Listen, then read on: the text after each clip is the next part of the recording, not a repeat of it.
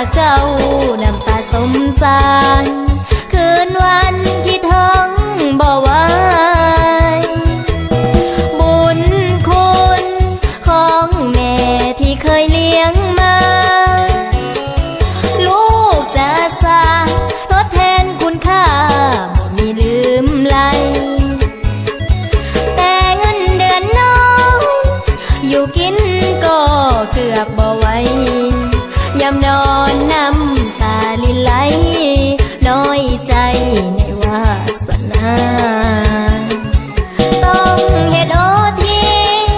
ทุกวันขยันอยู่เลยทำงานมันแสนอิดเมื่อยหวังแก้เกลื่อนความอาณาถาขาดงานเล็กน้อยเจ้านายเพิ่นให้หนักหนาถึงทำล่วงเวลาอาตาบ่สมเพื่อเฮ็ดแม่เอ๋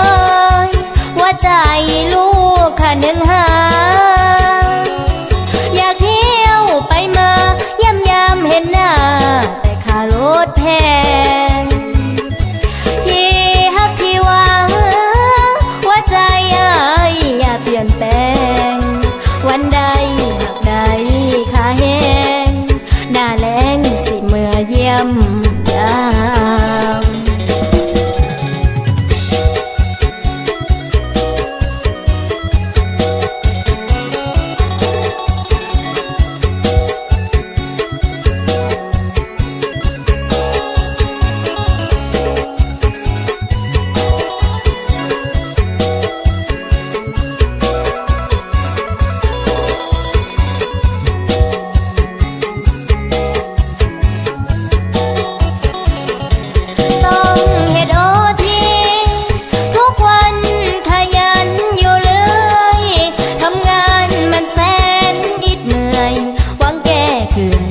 ความอา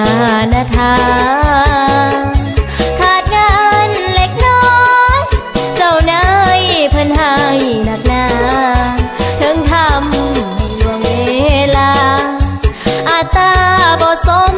เพื่อเฮ็ดแม่เอ๋ยว่าใจลูกค่ะหนึ่งหาอยากเที่ยวไปมายามเห็นหน้าค่ารถแพง